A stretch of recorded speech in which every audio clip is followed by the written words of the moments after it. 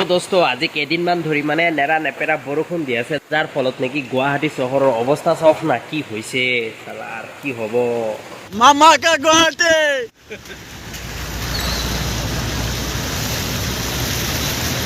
মহাসাগৰ গুৱাহাটী মহাসাগৰ।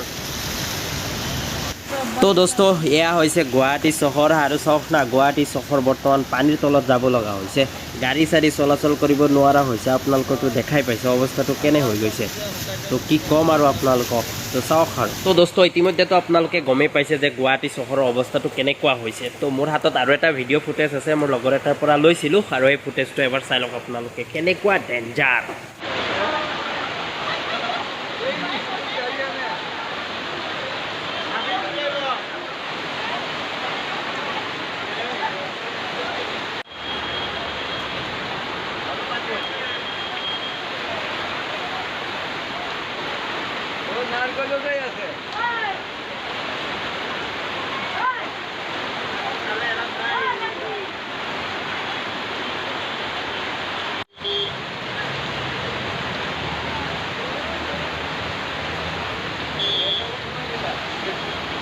তো বৰ্তমান গুৱাহাটীৰ যি অৱস্থা দেখি পিনি মনত অলপ ভয় লাগি গৈছে, কাৰণ যদি আমাৰ ফালে এনেকুৱা পানী হৈ যায় কি হ'ব।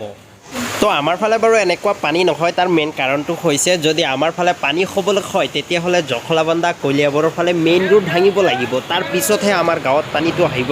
পানী হয় বাৰু, কিন্তু আমাৰ গাঁৱত নহয়। তো আমাৰ পৰা অলপ দূৰত আছে, প্ৰায় 15 বা 20 কিলোমিটাৰমান দূৰত আছে বৰগুলি, তাতহে পানী হয়। আৰু তাত পানী হোৱাৰ মেইন কাৰণটো হৈছে ব্ৰহ্মপুত্ৰ নদীটো যে সেইফালেদি হৈ গৈছে, তো সেইকাৰণে তাত পানী চানী হয়। আৰু চাওক না ৰাতিপুৱাৰ পৰা ধাৰাসাৰে বৰষুণ দি আছে, এতিয়ালৈকে কমাৰ নামেই লোৱা নাই বৰষুণ।